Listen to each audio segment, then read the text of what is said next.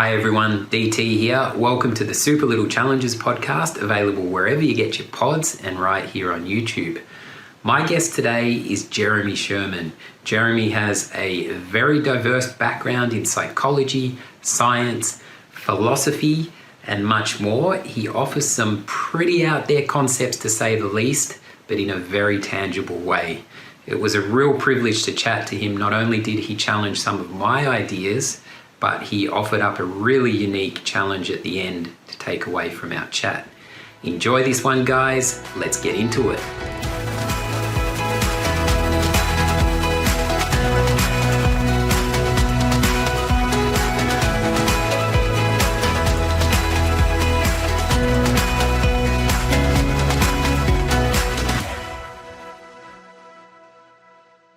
You know, you obviously have a lot of diverse experience in different fields of research, but you also have quite a playfulness to the world and to life by what I've read and seen so far.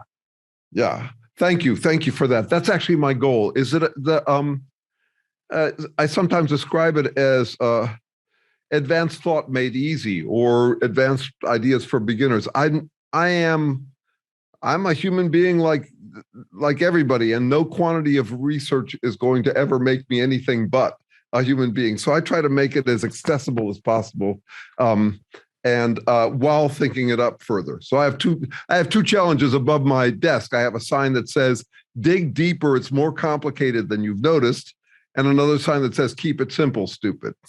So this is kind of expressing what Einstein described as theories as simple as possible, no simpler. And just I try to make it accessible. I had a career while I was in England. I had a career in social marketing. I was basically a slogan or bumper sticker maker for the Body Shop. I was in charge of their public affairs, and we were trying to figure out how to make activism or environmentalism more hip and cool. And so I got really interested in marketing. I've taught marketing. I've taught advertising in college to MBA students, and I bring that to this whole second career, which is intellectual. I'm basically in the bumper sticker business, but I'm trying to make them really sophisticated bumper stickers without losing audience. So I had this guy. It's a total delight. I had this guy in Cameroon who's a Facebook friend say to me this morning, "Wow, this is a guy from a poor village," and he said, "Wow, you really do have a way of making this stuff accessible." That's my joy. That's a wonderful thing, to make it accessible. So, so you have a PhD in decision theory. That's how you describe it. Is that correct? Yeah, it's actually it's a cross between decision theory and evolutionary biology. So the technical name for it in philosophy is not simple. It's evolutionary epistemology. But epistemology is just, you could say, it's your adaptive habits. Actually, the epistemology in philosophy is considered the theory of knowledge, or exploring what knowledge is. But most of our knowledge is not know that, it's know how. Like you have knowledge about how to drive your car. Well, that's a habit. So how do habits form in organisms from the beginning all the way out to us human beings? We're radically different in how we accumulate habits. And yet there are similarities between how we collect habits and how trees do. I mean, trees are trying to stay alive, and we're trying to stay alive. So there are going to be some commonalities. But yes, a whole lot of background in decision theory. Who had written an important book on he had spent 20 years exploring the evolution of language in humans. It's really what I would argue, language and technology are the two things that make us radically different from other organisms. You know, without language and technology, we'd be just another mid-sized mammal. But he had turned his attention to a question just around the time I met him and had him on my PhD committee, which is as fundamental as it gets. And one way to think about it is living things try. Non-living stuff isn't trying to do anything. It just does what it does. But organisms engage, or beings engage in functional interpretive effort. So functional means it's good or bad, better or worse. That means that's what the meaning of functional is. Interpretive is, interpretation is different from cause and effect. So a stop sign doesn't cause me to stop unless I crash into it. I interpret it as being about traffic for my well-being. So I'm trying, you wouldn't have interpretation without a goal, basically an effort. And my effort is simply to keep myself alive. So what I have in common with trees and all other beings, being is an interesting word because it's both a verb and a noun. I have to keep on being every day if I want to stay a being. A random example is that today I will generate 240 billion new replacement cells. That's a habit. And I have to keep that habit up because if I didn't, I would degenerate very rapidly. We know that from, you look at how fast a corpse disintegrates. That's what I'm up against. So I have that in common with trees. I have that in common with single-celled organisms. Now, how I do it is radically different. One of the big differences that I do it with language on top of, I'm generating those cells without feeling it, without thinking about it. But I also have feelings like all animals, and I also have, you could say, concepts or thoughts like all humans, or like most humans. So that I got interested in that whole span. And I think of it actually, I call my work cradle to grave, from the origins of life to our grave situation, because I think language and technology makes it makes it difficult for intelligent life forms, intelligence being a capacity to use language and technology, for them to avoid extinction. We've only been around in geographical history, we've only been around for 3 minutes, this language speaking intelligent life form. And we wonder why we don't hear from more intelligent life forms in the universe. And so at the grave end of it, I'm just really interested in what happens when you get language. It makes us incredibly visionary. It makes us able to do the kind of choosing that you do when you choose a small challenge every week. But it also makes us radically delusional. We are unlike any other creature in this way. We get drunk on ideas like, the dog can't, right? We can become legends in our own minds in a way a dog can't. We can give ourselves pep talks. We can simply declare ourselves the winner always, no matter what, and just through the power of language. So all of that entire span interests me. And basically it's about how are our decisions made by beings engaged in functional interpretive effort, beings that are trying. So what's your recommendation for a decision-making process? I'm fascinated with decisions because I'm a big call it advocate for instincts and intuition, right? But I've perhaps realized in recent times, when it comes to decision making, that if there's a perceived fear of threat, I can mistake that for maybe something instinctual.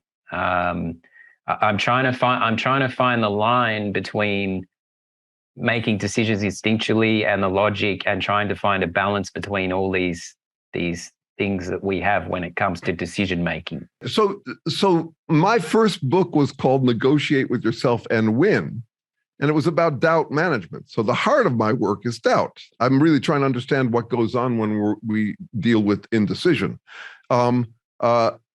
I would say more, so decision engineering is a field that tries to come up with the optimal way for making decisions, usually for large corporations where billions of dollars are at stake. Decision theory is much more interested in how organisms really, how beings, let's just stick with humans for now, how humans deal with uncertainty. Now, one can say I trust my intuition, or one should trust one's intuition, or trust their gut, or something like that. But I don't think we're very clear about what we mean by intuition or gut. It's the simplest version of it. I call it the almighty gut. So I know a few friends. I live in Berkeley, California. It's a hippie town. So I have had a few friends who say, I should always trust my gut. And anytime I've made a wrong decision, it's because I didn't trust my gut. So they're basically talking about this omniscient part of them that they imagine. Okay, I don't think of the gut that way at all. I think of my gut, as my entire range of accumulated habits. My gut is, in that sense, 3.6 billion years old. That is, I come from a long line of guts that were making that accumulated habits. We call some of those habits adaptations in biology. But I'm basically, you could say, to simplify it, I got three levels of me interacting with each other, and they're not hierarchical. It's not like one's on top of the others all the time. I've got you'd call it the somatic or vegetative sentience. It's the thing I've got in common with trees. It's the part of me that that regenerates 240 billion cells a day. So that's if that goes, I'm dead meat, right? Okay, so that's one part of me. Then I've got my entire realm of feeling, emotion, sensation, pleasure, pain, all of that, which I have in common with animals. And they can override each other. For example, if I got addicted to heroin, that would be my feeling side overriding my somatic side. Okay. And then on top of that, I've got this other layer. And I don't mean on top of it. I mean, in addition to it, I've got concepts. So basically, it comes down to body, heart, mind. There's something to that intuition. But the idea that one is always dominant, no, not at all. For example, if you're having trouble falling asleep, it could be because you have indigestion, which gets your thoughts rolling, or you could have thoughts that get your indigestion rolling. So it's what they call, technically, I'm looking for a better word because it's not a great term, they call it a strange loop. Strange loop is that they're interacting with each other, and they stay within a general realm, but it's not like one dominates. It's almost like, I think of it almost like a game with yourself. If you think about a game lasts as long as neither side can run away with things. Basically, a game is sustained by checks and balances. If I'm keeping you from winning and you're keeping me from winning, then the game keeps going. Well, some games you want to end and win, but not life. You want it not to be game over. So you're actually trying to maintain the balance between those different things. Now, we have great examples these days of people who think that trusting your gut is the way to go, meaning trusting your emotions is what they mostly mean by it, or trusting your emotions to always be the truth. Donald Trump would be an example of this. It's not to be recommended. It's dangerous. Feelings are often not a great guide. And so one of the interesting questions is, how do you control your feelings? If you're trying to get off of coffee, you have to control your feelings. You have to try to override them. I have one rule that I employ for that. I usually can't change myself. Let's see. Yeah, I usually can't change myself, but I can usually change my environment so that it changes me. It's not always the case, but it's often the case that whatever habit I'm on, if you move me into another room away from access to my habit, I'm less likely to be driven to go towards that habit. Habits are our interaction with our environment, and if we have easy access to whatever we want to stop doing, it will be much harder than if we have not easy access to it. So you put barriers in between yourself. So that's one concept, but more than that, this is probably the most fundamental thing for me. If you were asking, what do you do about decision making? Born of our origins of life research, that is, as a result of it, I've come to a very intuitive assumption about what we're doing. We are driving unwinding roads. We are employing self-control to keep ourselves within the constraints. That is, we're employing self-constraint to keep ourselves within the constraints of a road where we could die on either side of it. And it's winding. So there is a strong tendency for us to want to simplify down to a simple formula, always do this, always do that. You can't on a winding road. You're doing this on multiple dimensions. There are other people around. You got backseat drivers who are telling you, always trust your gut. Always pay attention to what other people, be considerate of others, think for yourself. You get these opposite sounding advice about how to drive the winding road. And I'm saying that ain't how it works. That's not how it works. It's a winding road. Sometimes you've really got to turn sharp in one direction to stay in the middle of the road, sometimes in the other direction. Ignore these tendencies for us to use positive sounding words as implications that you can always do that positive thing. Always be open-minded. What does that mean? Open-minded means receptive to other possibilities. Don't trust your gut. Be open to anything. Your gut doesn't know anything. Be humble, all that sort of. Open-minded sounds good. Sounds positive. So people like to claim that they are always open-minded. That's a little bit like saying, always steer to the left on this winding road. No, that is not how you want to work. You want to keep an open mind, but you don't want your brains to spill out. As the saying goes, we're all dealing with these fundamental tensions between different virtues. Here's an example. Here's another example. It just came up because I was having a conversation with some people about a relationship. Always be honest in relationship. It sounds positive, doesn't it? Sounds like something that people would want to embrace and claim, kind of virtue signaling. Okay, always be kind in relationship.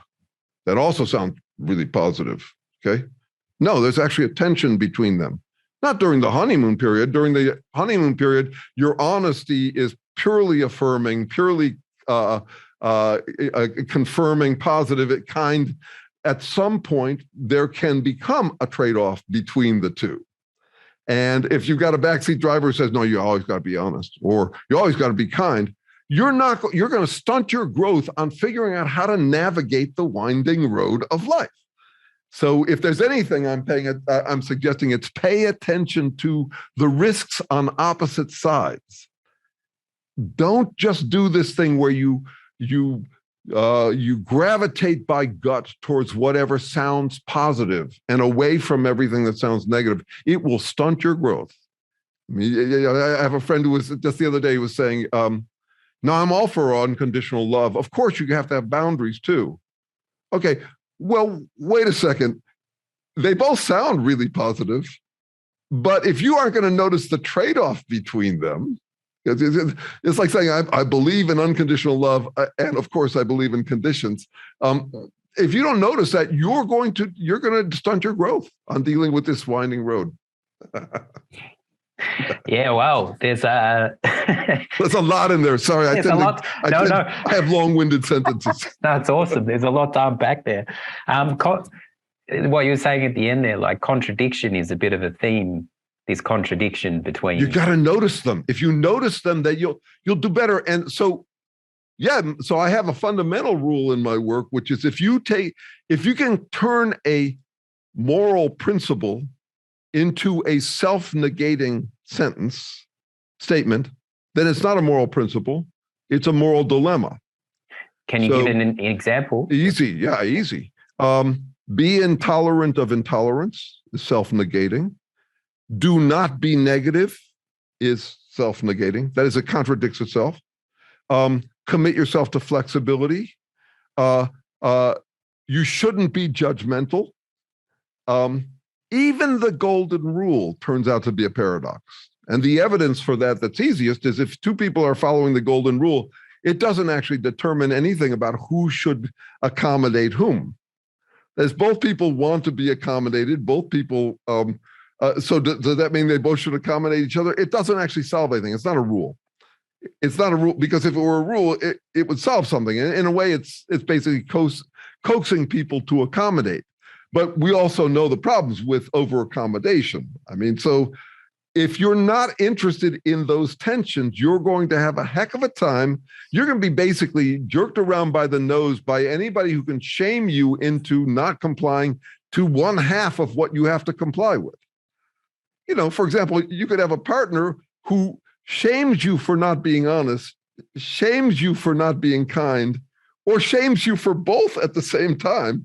If you don't notice the tension, you'll just be jerked around. You don't know which to be, right? So in general, that's been that's been a central theme for me in the work I've done over these 25 years. Yeah. The tension's a big one, like finding a way to handle the discomfort or tension with all this stuff. Tension. Right. And you still have to decide. So I'm not arguing for uncertainty. Just be open to all possibilities, because obviously we're all dealing with tensions. That's and you never can tell. No, I'm trying to figure out how to make better bets. Go ahead. It reminds me of I have a son, and it's like if you as a parent, if you swing too far to one side of perhaps what you didn't get as a child, you're not necessarily doing your child a favor by going too far the other way. That's right. I call it an overstep in the right direction. Yes, it was a good direction. It's the right direction. Overstepping. Overstep in the right direction. Right. And but also what I love about this is that it makes it easy to stand corrected. A friend just told me that her favorite things that I ever say is, I'll adjust. That is, if I get news that I have overstepped in some direction, I don't have to feel ashamed of having violated some moral principle.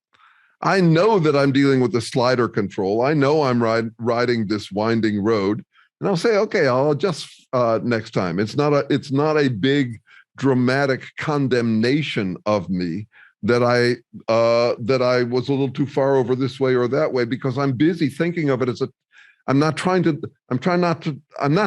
to appear virtuous at all points and never violating some moral principle that isn't a moral principle. I'm just trying to figure out how to steer on the road. And that's an adjustment process. It's much easier to live this way. There's a name for it in philosophy, and I am devoutly committed to it. It's fallibilism. Fallibilism basically comes down to, no matter how confident I am in a bet, I remain still more confident that it is a bet. That all I get is bets. All organisms ever get. There is no formula. There are too many formulas, and they oppose each other. So I'm just trying to navigate as best I could, knowing that I'm the one doing the navigating, and things change. So it's kind of the alternative to hard left, hard right, or even hard center. It's hard choices. We got to make these choices. And there are people who say, well, no, you just find the middle ground. And I say to them, yeah, it's like the Jews going to Hitler and saying, you want to kill 6 million of us. We want you to kill 0. So 3 million, I guess, right? It's not like the center is always right. It's just trying to figure out where to be in any particular situation. Yeah. There's a couple of things to touch on there. One, it's the importance of our underlying moral and core values, how they work with kind of dictating our choices. I'm not sure what my question, I guess it's, how do you navigate staying true to your moral values and navigating this winding road, as you said. And the other thing is just this idea of committing. I've got a martial arts background, and one thing that I learned in martial arts really was like this idea of committing to the move, and it may not work out how you anticipated or wanted, but at least you were fully committed. So in terms of choice and decision making, I like this idea of going all in as opposed to like dipping the toe in. Oh, I agree with that wholeheartedly. Here's the point. I have a core moral value, but I state it ironically because it's not a value. I want to always do today what worked tomorrow. Always do today what worked tomorrow. Now, there are 4 questions embedded in that. Worked for whom? Which tomorrow? Worked how? And since tomorrow isn't here yet, how would I know? So it's not really a moral value, but that's what I'm trying to do. I do believe there's good and bad, but I think we will debate what is good and bad.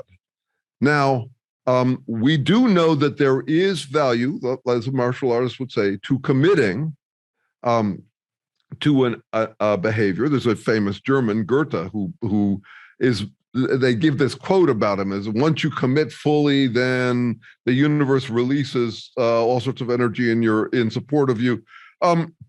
Again, I agree wholeheartedly. Whether it generates enough, whether the universe generates enough support for you just because you committed, I don't think that's not clear. And not only that, when you commit fully, it often will, the counter pressures are overwhelming.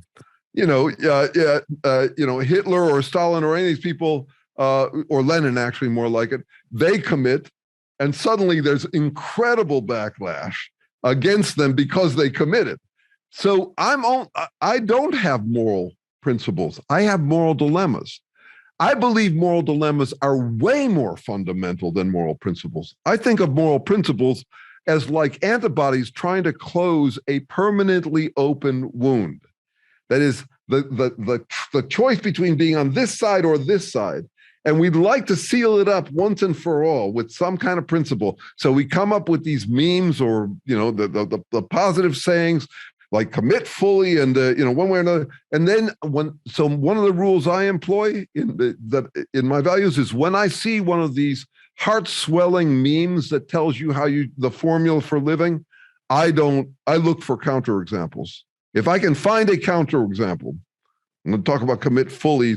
We're dealing with that right now in the United States. Donald Trump has committed fully. This entire idiot cult has committed fully. That's all they've got. They've got no principles. They've got no concepts. They're just committed fully. That's all. They're just making a big deal out of their bravado. Stalin, Hitler, all sorts of people have done that in the past.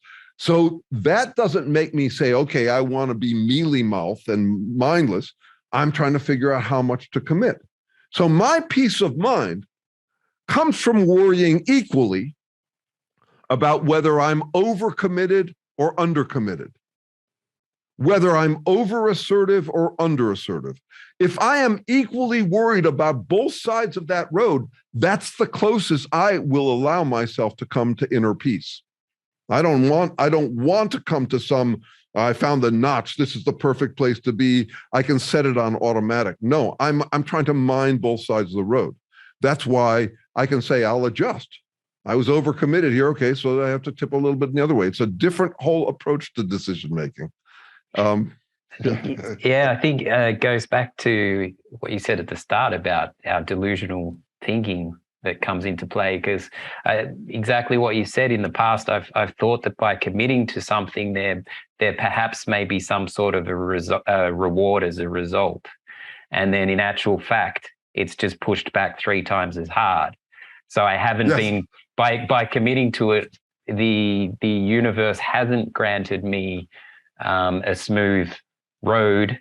It's that's a romantic notion. It's a romantic notion. It's just thrown more obstacles. So I think when I was younger, I just thought that if I go all in on that, I will be. But yeah, I guess my kind of one of my principles from my own experience is just that, life is pretty pretty random and chaotic, and it's how we find a place of, call it, clarity to make these daily choices. How can we make these choices with some kind of clarity?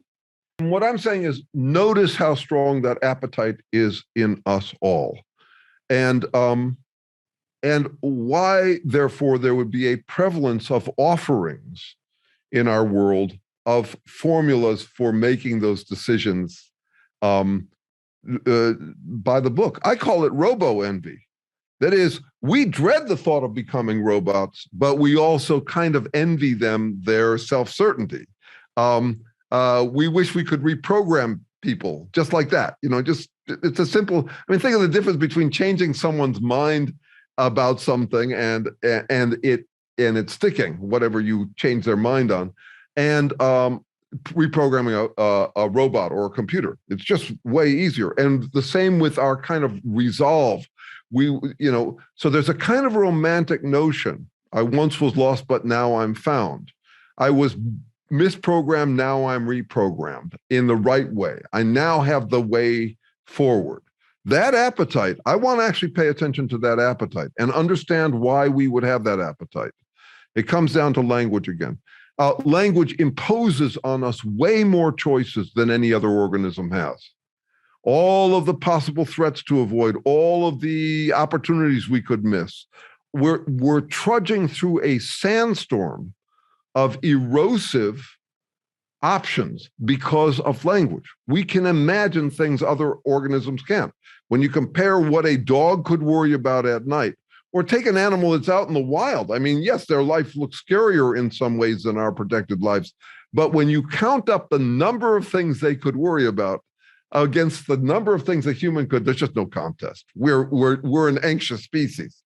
So I'm paying attention to how much we would like to find, to see the light. It's basically the broadest definition of romance is I once was lost, but now I'm found, and found forever.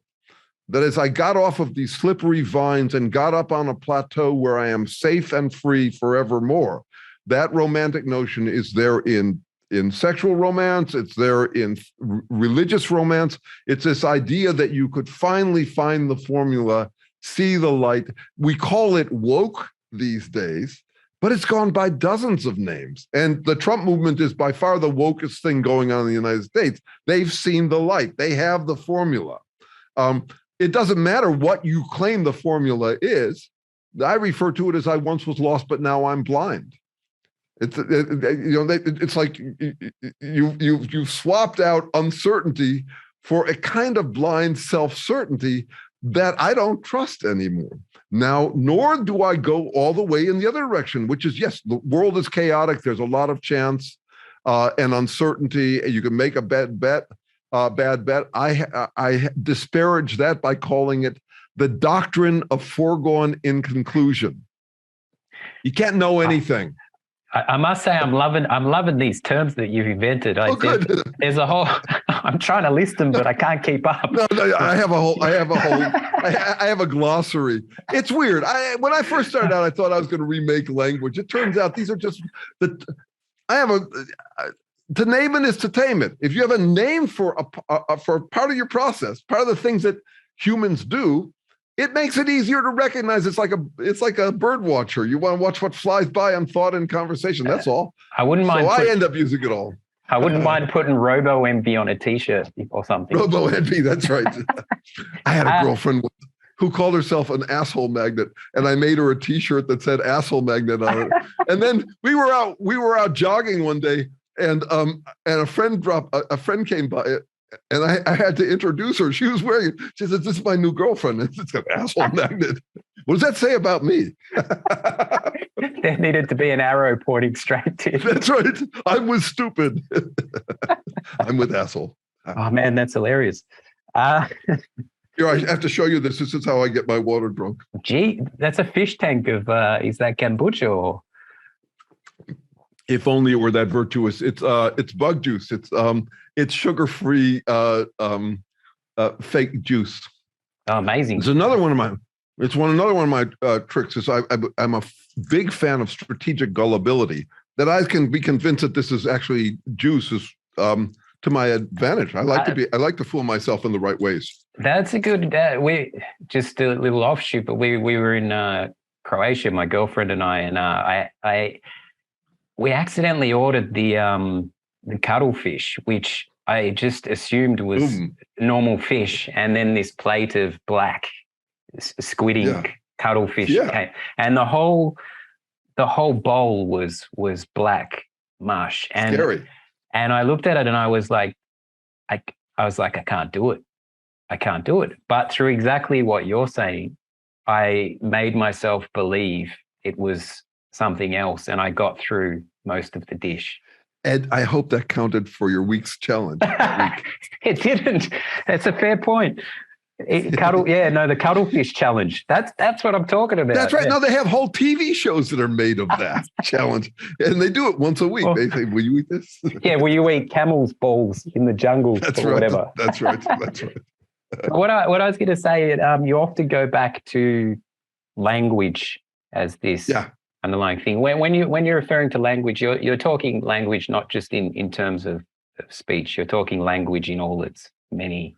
It's called symbolic competence. So we make a distinction. I work in semiotics. So semiotics is basically how interpretation happens. And once again, how organisms interpret things. Most of semiotics is about humans, but I work in biosemiotics, which is trying to understand the origins of interpretation. But anyway, all organisms employ what are called iconic and indexical interpretation. Iconic is, you could say it's resemblance. And indexical is correlation by time or space or proximity. Yeah, time or space, basically. So, for example, a wedding ring resembles a marriage in that it's closed and it's a circle. So that's iconic. It's iconic of a marriage. When we interpret it that way, it's iconic of it. It looks like it. It's indexical if you think of it as something that you put on right after making your vows. That is, there's a temporal correlation between them that's indexical. Symbolic is a whole different realm. So there are parts of the world where the wedding ring doesn't mean marriage at all. It's a local convention that employs whatever form, in this case, a wedding ring, to represent something. Well, humans, it's not just like we have a few of those. There's a couple of primates that have maybe a vocabulary of 250 symbol relationships where they've been taught that this thing represents that. And more important than that, they can put them together grammatically. So they can say, drink juice, as compared to just saying juice or drink. Drink juice, eat food, or eat candy, drink fruit juice. That is, they get that's about as much grammar as they can get. But with us, it's unstoppable. We can accumulate as many different symbolic representations. You're in Germany, where you're dealing with a language that has got an completely different set of conventions around how you do it and how you tie it together so that you can generate a concept for anything. And this is what unleashes the human capacity, which is why we are so visionary and so delusional. That is, there's nothing I can't represent to you. I could say a rhinoceros with a pink candy corn on for his nose, balancing the universe on the tip of its nose, wearing a pink tutu, whatever. I mean, and you can picture it all, but that's all done with language. You couldn't get anywhere like that with a dog. They can't do it. It's cool you mentioned the German thing, actually, because just the other day, I was thinking about this with language. So I got a speeding fine, and I learned the hard way. But the German word for speeding fine is Geschwindigkeitsüberreitung. Geschwindigkeitsüberreitung. That's the word for speeding. I'm not sure if you speak German, but I get a sense of it. I learned the hard way what the word was, but I counted the letters, and it's 30 letters, the word for speeding fine. Yeah. And so, and so many syllables. Yeah, so I was like, this word actually needs to be fined for having too many letters in it, perhaps. And then I thought of the word speeding fine, and I was like, why is it called a speeding fine? There's nothing fine about it, right? But no, well, that's the So that's the other thing about language is that it's extremely, our term for it is promiscuous. A word can be employed in many different ways.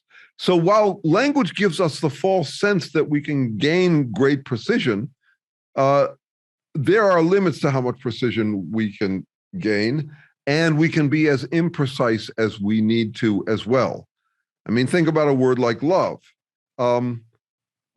They say love is the answer. I think it's a question. Once again, I'm trying to figure out what to love and what to hate. I don't think you could love everything, even if you tried.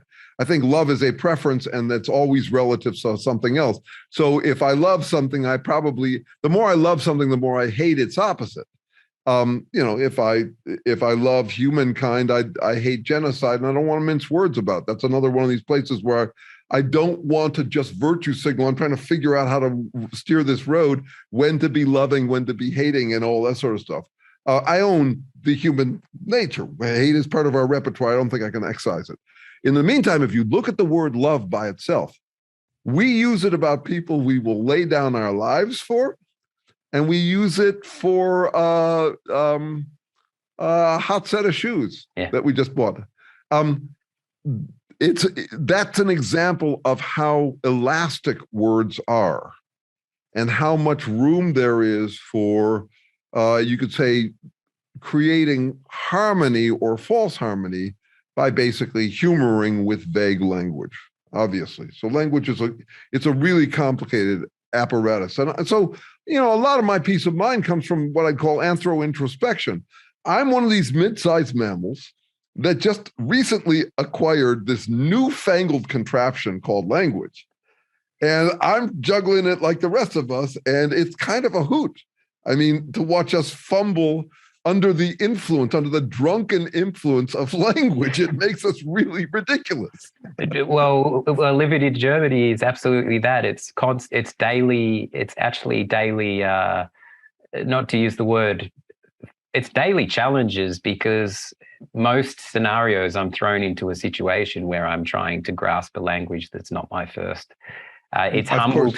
It's humbled me. I've discovered nuances in the language that we don't have in English. I've been in scenarios where I've made complete faux pas, and like one word has a completely different meaning, and it's changed, flipped the whole. And this is in terms of what you said earlier about the tension and the dichotomy.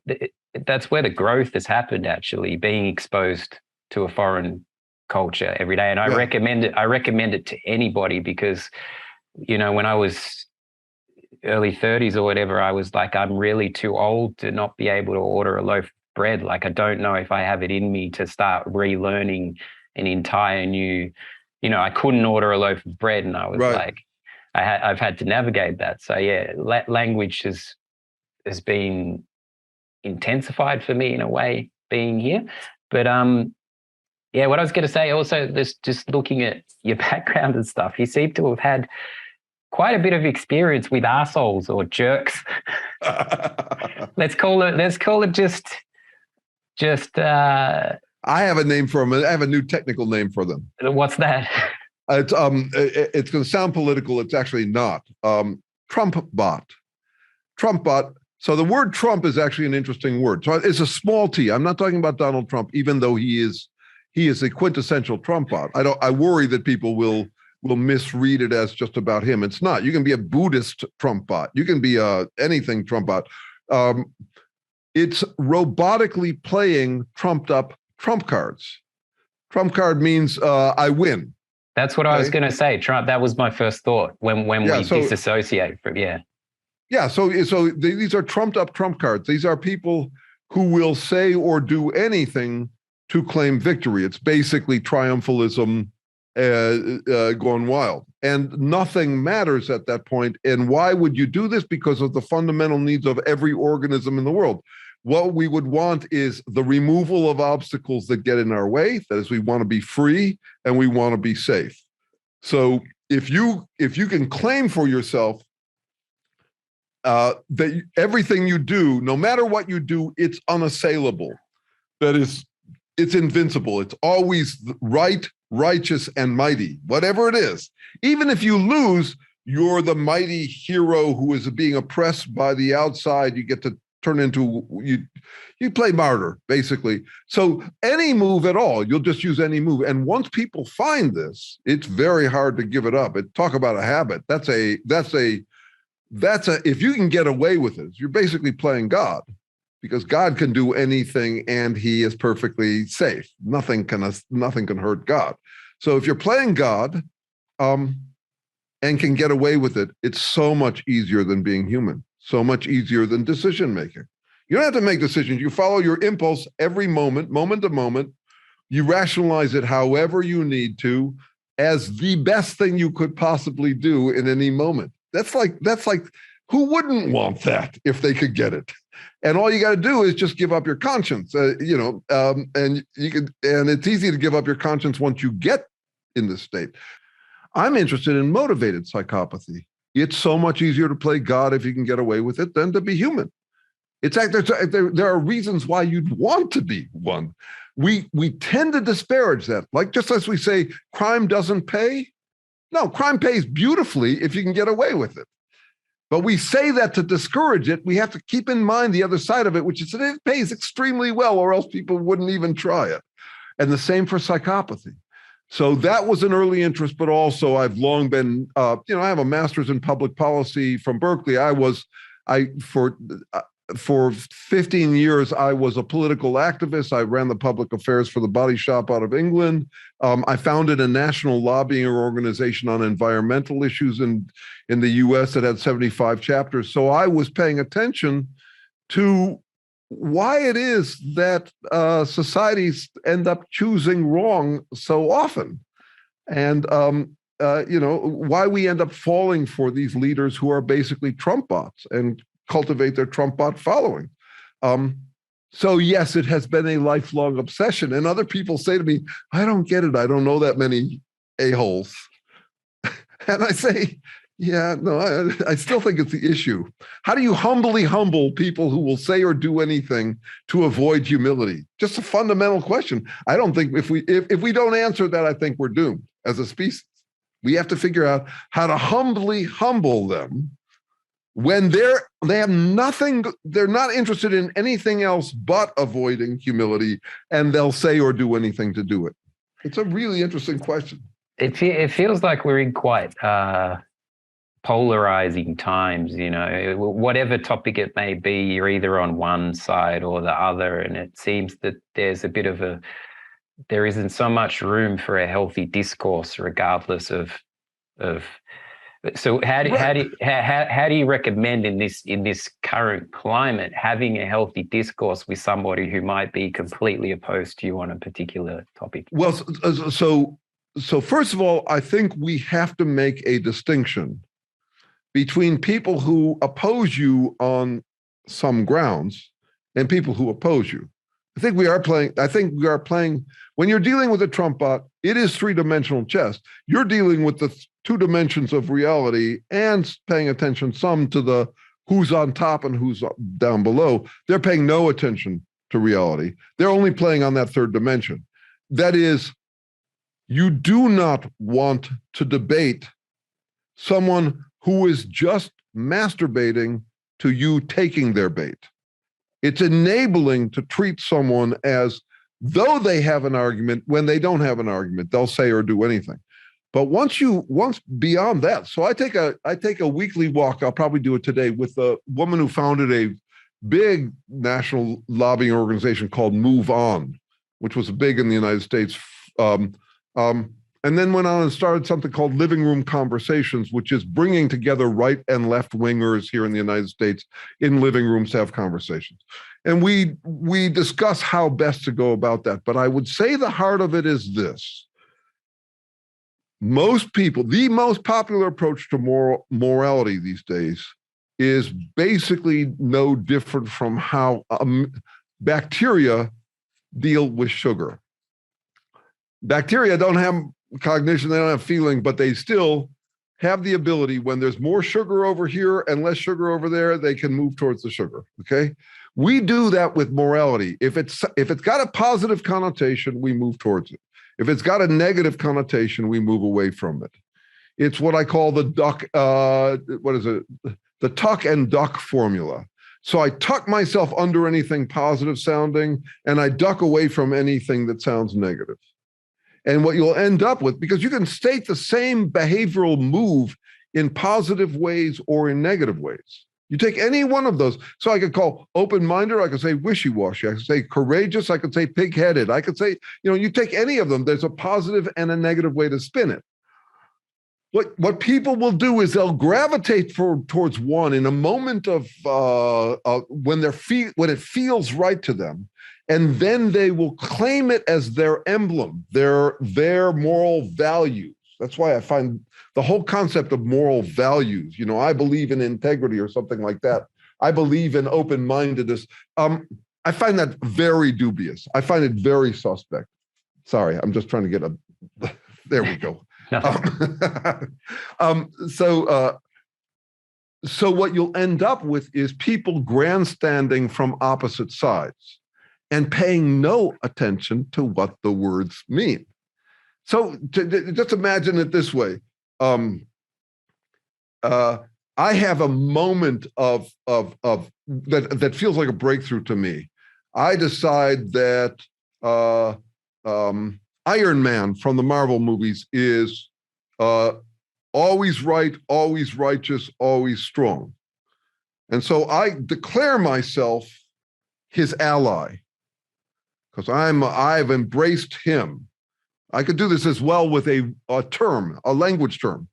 I don't have to think about it if there's any association with him other than that I like the idea in principle. I like Iron Man in principle. Now, anybody who attacks me is attacking Iron Man. And that must mean that they're with Thanos. Now, let me do that with something else. I could say Christian and devil, or Islamic and devil. I'm with Allah, I'm with Christ. If you attack me, you're attacking Christ.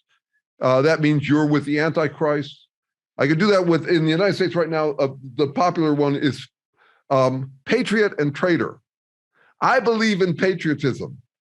I don't have to pay any attention to what it means. All I have to know is that patriotism is hella good. That's all I have to know. So I'm now associated with patriotism. Anybody who challenges me is a traitor.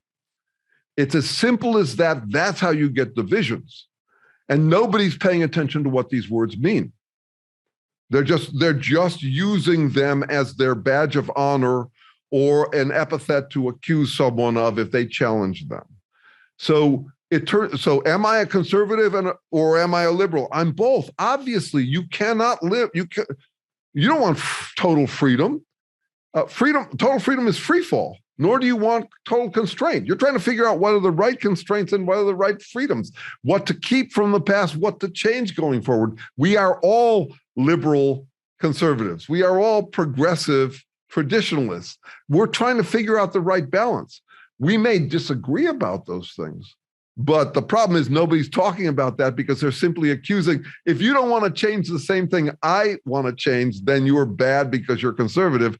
If you don't want to keep things the same that I want to keep the same, then you're bad because you're liberal or something like that. We're talking right past each other. There's easy ways for us to connect if we could just own both sides of these tensions instead of pretending that we're all on one side of these obvious half-truths. Keep some things the same. Yeah. Again, tension and contradiction. And peace of mind with the recognition that you're driving this winding road and you have to watch out on both sides. So when I say I worry that my peace of mind comes from being roughly equally worried that I'm being too assertive or not assertive enough. I think it's simple, and yet it's one step harder than robo-envy, thinking you got the formula. You don't have to make any more decisions. Your gut has your formula, or you've seen the light and you've got the formula. It's one step harder than that, and people still don't want to do it. Do you believe in fate? In fate? No. Because and this for a fundamental reason about the universe. That is, you could say I give two reasons why I don't. First of all, if there is a fate, for example, let's just imagine that you could ask God, and God actually has the eternal GPS. So let's say you're looking for your soulmate. God could give you, if you imagine God as actually having the entire determined outcome already in mind. He knows it all. He's all-knowing. He knows the future, etc. He could give you GPS to find your soulmate, but your soulmate would have no soul. That is, the entire universe would have to be robotic for him to be able to give it to one person. He can tell you how to get there, but so there are all sorts of, you could say, fundamental logical problems with the idea of fate. They come up around the concept of Laplace's demon. You ever heard about this guy? I haven't. No. No, so this is cool. So Newton comes up with the laws of motion. And this cat named Laplace, he says, wait a second, if that's true, then if you had a genius who could oversee the entire thing and knew the trajectory of every atom in one instant, he would know its position in the next instant. In the next instant, he would know everything. He couldn't intervene because then he'd be part of the thing. He'd have to track himself, which is like eating your own mouth, which is a complication.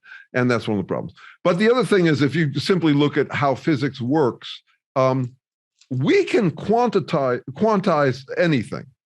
We can say that, that we could think in terms of numbers, but actually, when you look at nature, it's actually continuous. This comes up around different kinds of infinities. You ever heard about this stuff? Gregor Cantor and the idea that, okay, so there's an infinity of fractions in between 0 and 1. So it's actually a larger infinity. The infinity of all numbers is larger than the infinity. Well, that's because it's all continuous. We're the ones who cut things up into different quantities. So that means that the boundaries between what happens are ambiguous. And they get more, so they are as ambiguous as that in quantum mechanics, but they get, you could say, more resolved in classical physics, and then they get incredibly squirrely with life and language.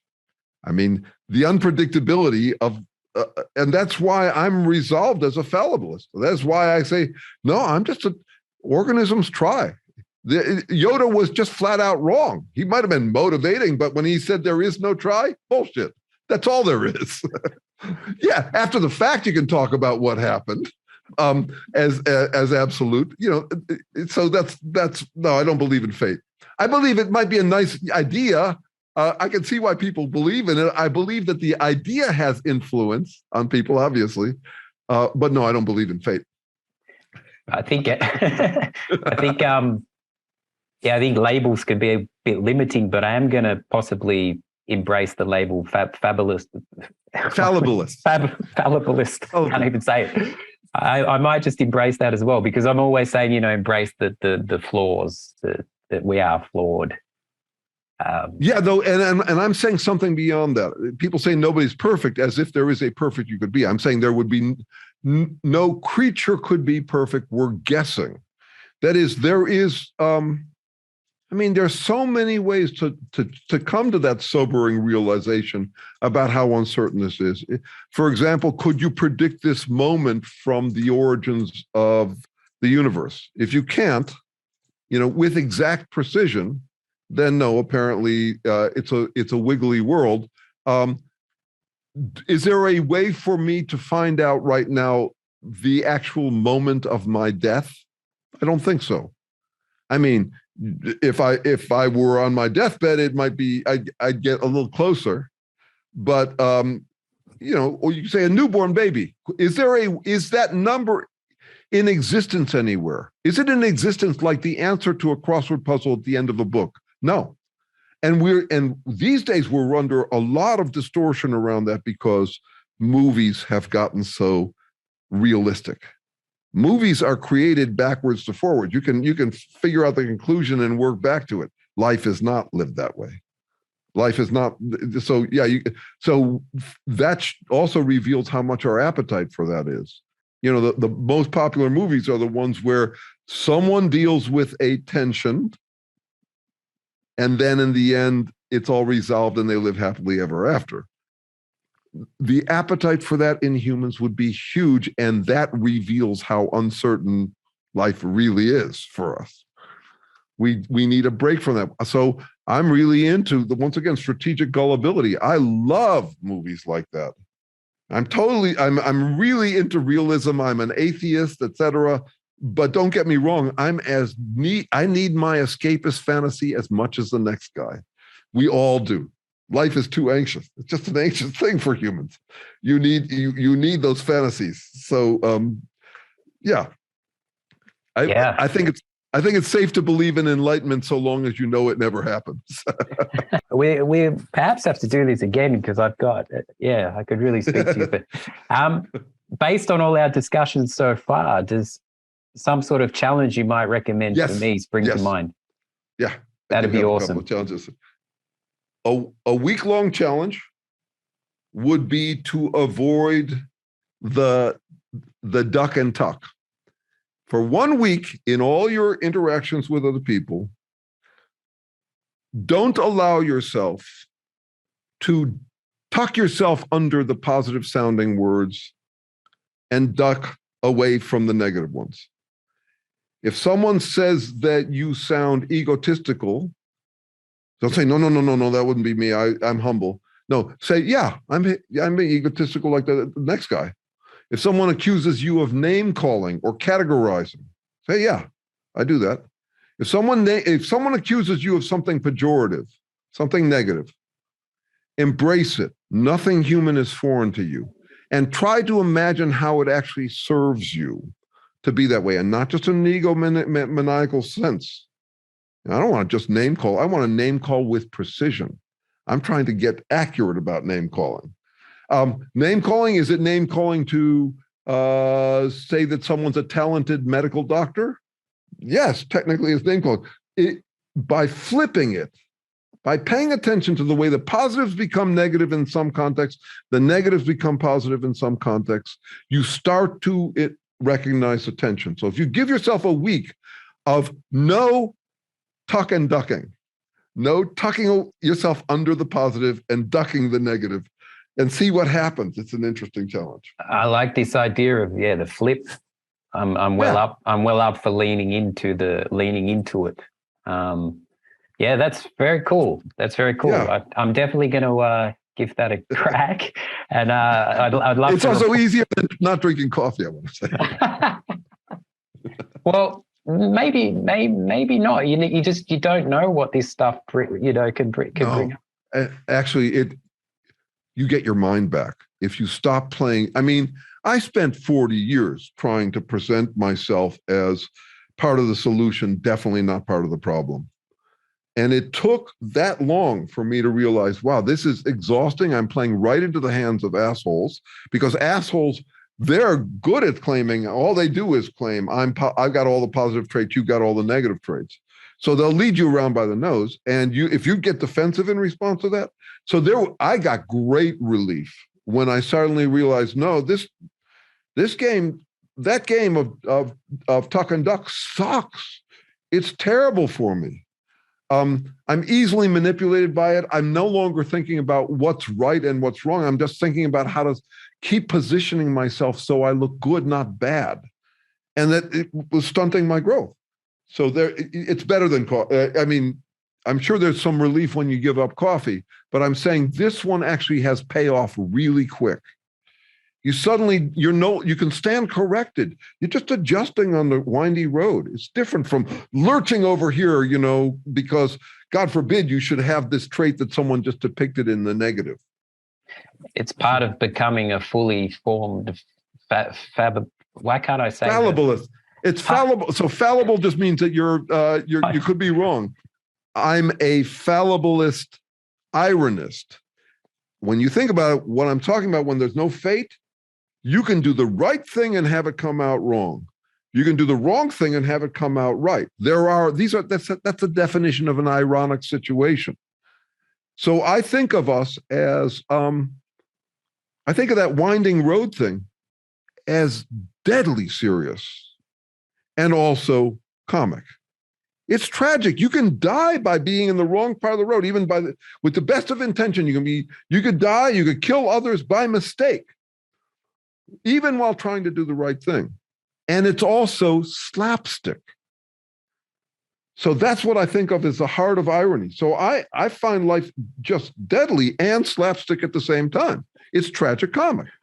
And that's and the fallibilism is part of that too. And I think of that as the alternative to fundamentalist cynicism, where you claim you have the formula even though you don't live by it, or fundamentalist hypocrisy and cynical hypocrisy, which is nobody knows shit. You can't know anything. Do whatever you want. Both of those hypocrisies are deadly. Fallibilist irony is the alternative to both of those. I like it. All right. Where can people find you, Jeremy? You can find way too much of me on the internet almost anywhere just by typing in my name. But I do have a central place called, it's just myname.com, jeremysherman.com. I also have 1,000 articles up on Psychology Today under the title "Ambigamy: Insights for the Deeply Romantic and Deeply Skeptical." But really, just if you're interested in any more of this, all my stuff's for free. I don't need to make any money. That's my incredibly dumb luck, good fortune. But all my stuff's for free, and you can find it at jeremysherman.com. And also, I generate bumper sticker size stuff every day on Facebook and Instagram, and I friend everybody. Awesome, man. Well, it's been a real privilege to talk to you, I must say. It's really it hasn't baked my noodle, it's stimulated it's been a real privilege. Well, it's a delight to talk with you, and we could talk again anytime. I'm around.